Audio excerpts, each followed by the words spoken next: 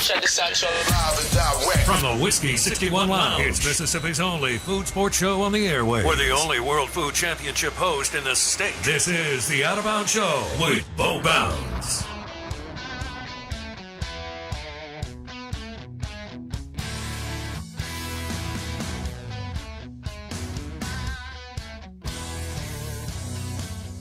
Blake thinks I don't have the microphone right to have a guest in. I guess I may have to move it, but we'll play it by ear. I made him switch the arm on my microphone from the inside to the outside. He says when you look at guests now in studio, your voice is not where it's supposed to be. But anyway, we want to welcome in our friend, restaurateur, author, celebrity, and now travel agent, Robert St. John, to the show. You can watch the show right now. Robert and I both have faces for radio, but we're going to put us on the 3 HD robotic cameras in this studio, and you can go to YouTube, search Out of Bounds Sports. Robert St. John, good morning, buddy. Good morning, Bo. I have a bone to pick with you, man. I know. Do you want to get the serial Twitter results first, and then you weigh in? No, I don't care what those people are wrong. They're wrong. I'm just telling you there. I saw, I reject the premise of your 4 choices in the first place. You didn't even go, who came up? Did Blake come up with that, Blake? But you only have Hold on. You're wrong. It's not. See, I love when people do this. First off, Twitter has 4 slots. Secondly, I just get that information from surveys. So I went online, I found a bunch of different polls, and I took. You went to Vermont or something. That's some survey from Vermont. Nobody in the South came up with those 4 cereals. What were they? I don't even remember. All 4 of them. All I know is Frosted Flakes was the only one worth a damn. Frosted Flakes without fail, Cinnamon Toast Crunch is the number 1 picked cereal on every poll ever. No, every one. My son would choose that. No, look, I think that's an age thing between your son and Blake. No ageism. Don't give me any ageism on here. Look, I come from the era of cereal. Yeah. So I grew up from the mid 60s through the 70s. Right. It was my youth. That was my cereal eating youth. I heard y'all on the air yesterday. I had to drive up here today to defend my stance on cereal. And then I came in here and you got these you can't even, that's like 2 spoons full in this little box. This is called the variety pack. The variety pack when I was a kid did nothing but piss me off. Well, I would never buy that to consume at home, but you got to remember we're media, so that is the best option because it gives me the most brand Had pictures. I known you were going to have the variety, I would have gone to the grocery store here in Madison and bought y'all some real cereal. When I was a kid, though, these boxes actually were perforated, and you cut the box open, laid it flat, and then you poured the cereal in, and you used that as the bowl. It was a bowl. I think I remember that. I used to do that too. It's not perforated. You don't remember that because you never ate. You were eating cornflakes. You're like my wife. She eats cornflakes. No, she eats Special K and what's that? Grape nuts. Grape nuts. Which is like the grape nuts. You have to eat that while you're sitting on the toilet. Right. I mean, it's just like instant. But look, here's the thing. There was no Captain Crunch on that survey. No cereal survey. I am surprised. Obviously, Blake totally took from this survey, but Captain Crunch is big time popular. Captain Crunch is awesome. Is that your favorite? That's the captain, man. He's the captain. He's kept the same rank for like 50 years. He may not be a great captain, but I'm not talking about. No, you don't have Captain Crunch with the Crunch Berries. You don't have Captain Crunch with the peanut butter. They even make Captain Crunch with all Crunch Berries, just regular Captain Crunch. Slice some bananas on it. You know what number 2 is? What? Count Chocula. Count Chocula is awesome. Count Chocula. No, somebody trust tweeted me, us because it makes chocolate milk when you eat it. Not Cocoa Krispies. Count Chocula. It's really a good thing that your restaurants don't serve cereal because you would be a failure. It'd be bad. No, I know I'm right because I come from the era. But when I was a kid, the cereal aisle went all the way. Blake, you come from the era of granola bars and people eating energy bars. That's why you're killing I can't stand what is he, granola Gen bars. Z? What's he? I was born in 91. What gen are you? I was born in 91. I'm the end of the baby boomers. We made the cereal. This new generation, man, they're eating these breakfast bars and stuff, and the cereal Some of them keeps are getting organic. smaller and smaller and smaller. What was your favorite? Well, if you had to pick one, certain parts of my life, because you dissed Lucky Charms yesterday. I did. And I thought they were upset me a terrible. little bit. That's actually what got me up here because Lucky Charms are pretty awesome. So as a kid, I kept a rotating. I got to take thing. a picture. What cereals he Frosted has? Flakes, baby. Frosted Flakes, but he's are over there good. That's the eating best. as fast as he can. And It's so good. It's just. But you It's all need about this Frosted little Flakes. box too. You only got that one little Here. box. That's Okay, That's hold not on. Let me enough. start over. This is get Robert St. John's in studio, and here's what's funny about what's going on right now. Robert is obviously passionate about his cereal decade from 1965 to 1975, which is great. Now, Blake doesn't eat. Robert and I actually eat the same way in the morning. If I eat, I want eggs, bacon, hash browns, Wheat and that's toast, what yeah. that's what Robert does at the Wheat Midtown. toast. If RSJ wheat toast, that's funny. And so RSJ goes to the Midtowner every morning when he's in Hattiesburg. right. All right. Now, Blake doesn't eat, and I have to eat something in the morning. I have to eat some kind of protein, bacon, whatever. You're I bring always in. snacking on something. Yeah, I've got something. I may slice up some filet from the night before. Blake doesn't eat, Robert. And Robert's, I think, kind of like me. I need to eat within the first couple hours I'm Me up. too. Yep. Blake doesn't eat unless what he's doing right now, if we have something sweet from my mom or Wendy or somebody. Or someone cooks in or the somebody third hour. cooks, Yeah. then he'll dive in, or he won't eat anything before 9 a.m., but usually 10 a.m. Dude, I had two Yeah. bagels downstairs before I came up Exactly. here. Exactly. Yeah. Speaking of which, they were very excited to see you. You Yeah, were like a yeah. little celebrity down there. A lady said she just bought the place. You should. Oh, they're doing a great job. Yeah. That you would appreciate as somebody who has had an incredible career since 1987, and you know how hard it is in the restaurant business. And now you have how many restaurants? 6 or 7 I think, in a bar. I didn't mean it like that. I didn't mean it. No.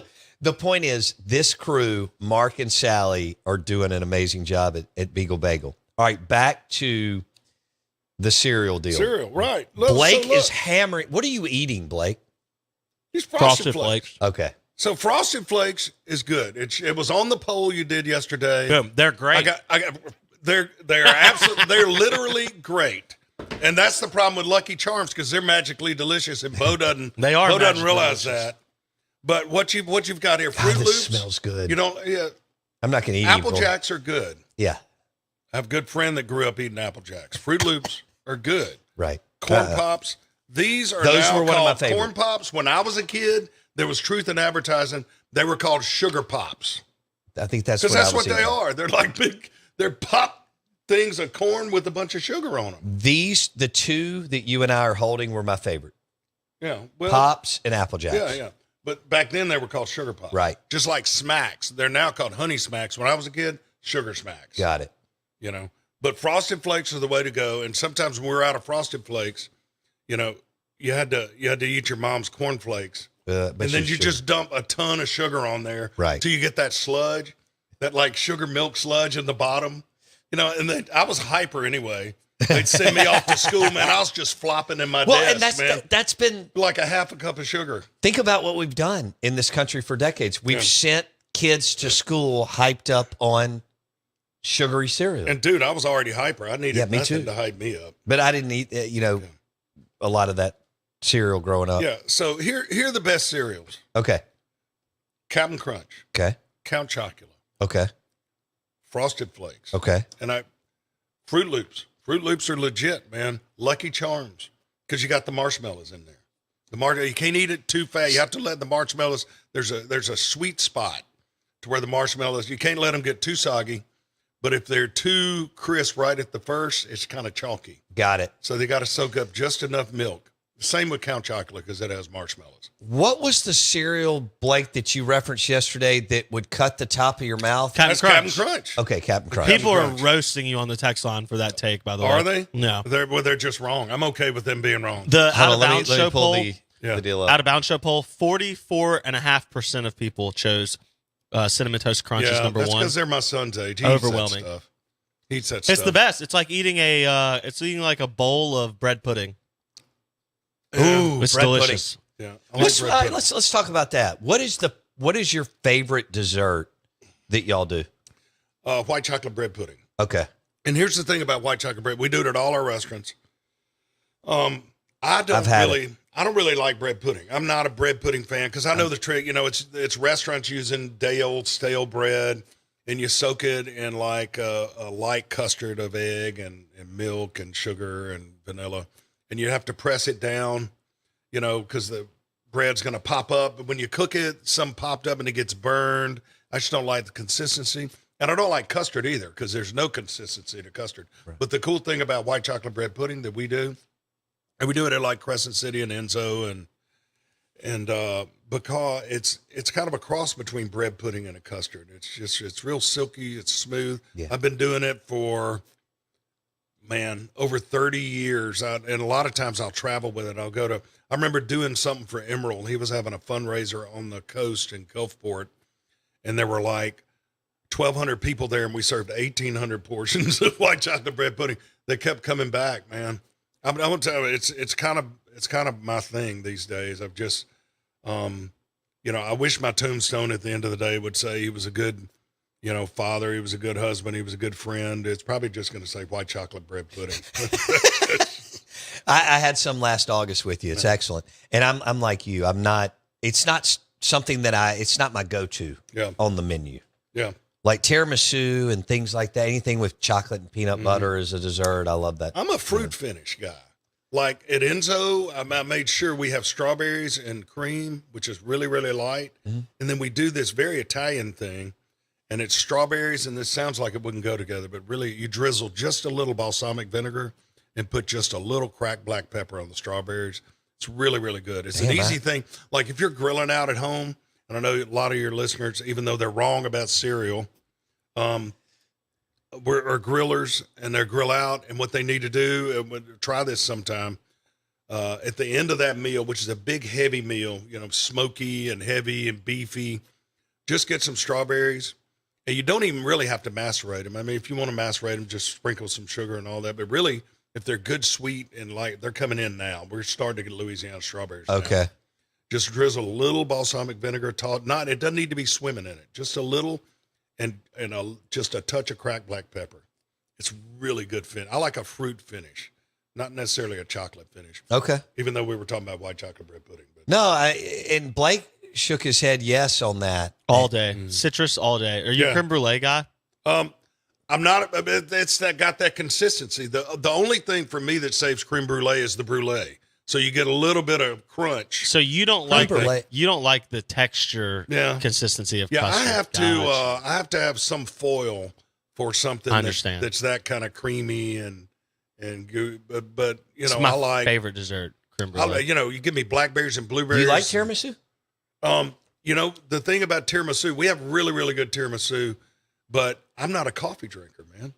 I don't drink coffee, and you got to have good coffee in tiramisu. So, you soak the ladyfingers in I coffee. never drank coffee till I was 40. Man, here's the deal. I love the smell of coffee. Mm-hmm. I love the thought of coffee. I like sitting around, I want a cup of coffee. I won't give me mine black. Right. I want to be that guy. I just don't like the taste of coffee. Yeah, no, I don't. And then about every 10 years, either. I'll go, okay, maybe I'm an adult now. Maybe, and I'll try coffee. And I was like, man, it still tastes like coffee. You drink Diet Coke in the morning? I try not to. I drink tea. Unsweet tea? I drink tea. That's where I get my caffeine. Unsweet tea. Okay. Unsweet tea. I used to drink a ton of unsweet tea. Yeah. And then I quit it about 6-7 years ago. You know how old I'm? You don't get more Southern than me, and I write about it, and I'm learning with it. You know how old I was when I had my first glass of sweet tea, iced tea. Period. I was 18 years old.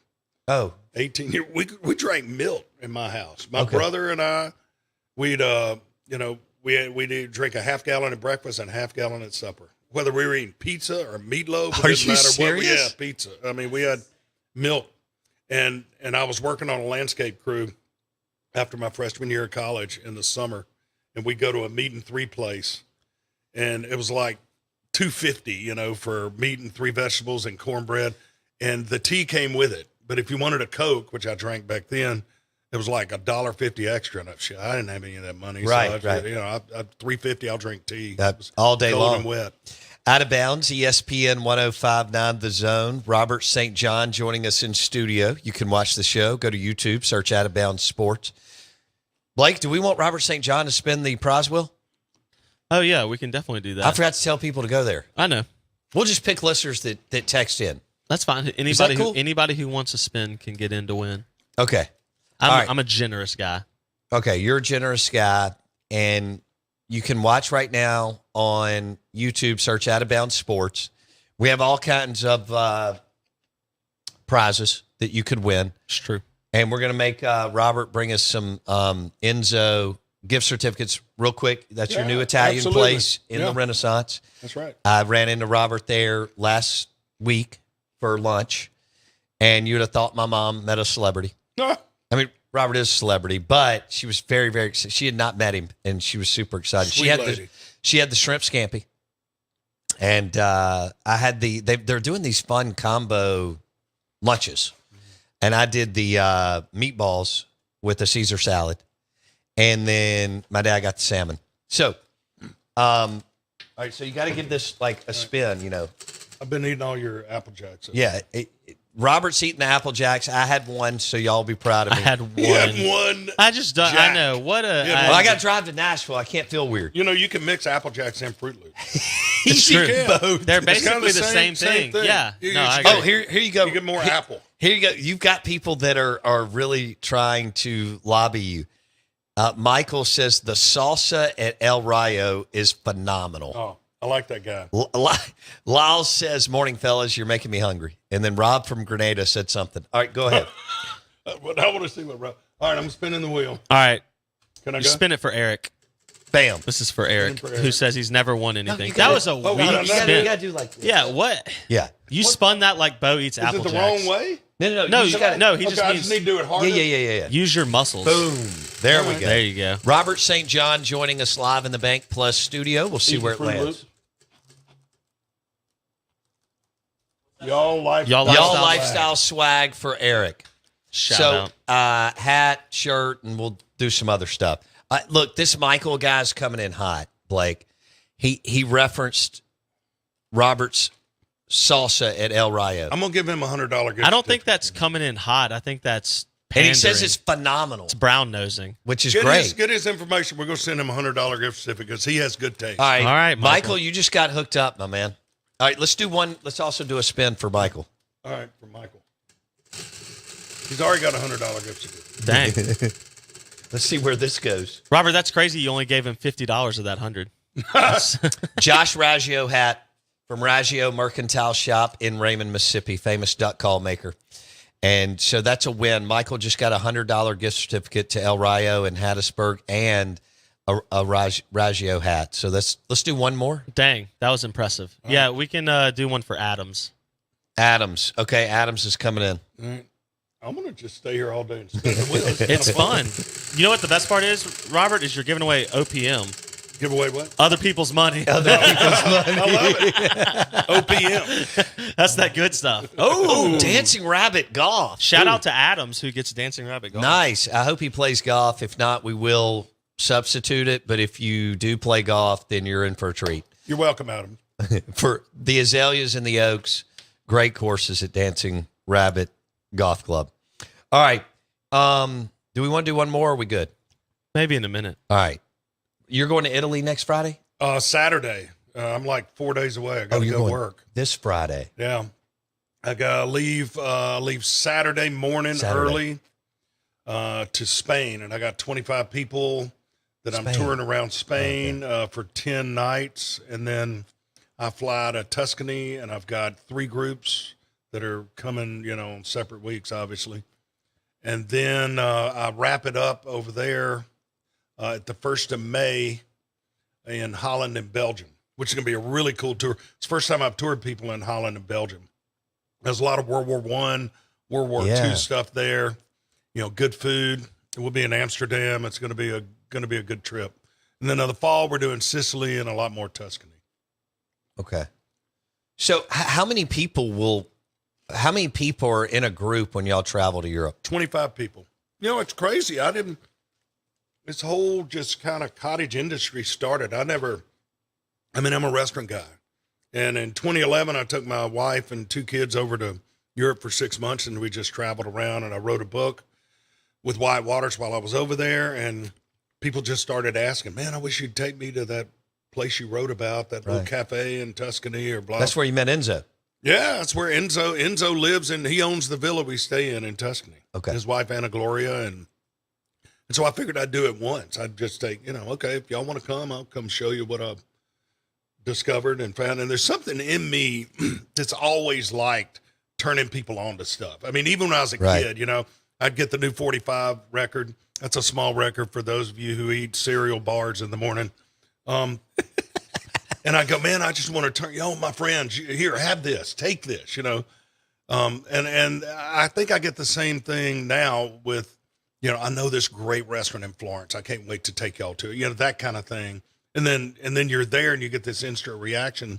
And the thing about it, when you do that, is it's like you're going to that place for the first time because you kind of live through that. I only have one time in Trattoria Mario in Florence of eating the best lasagna ever.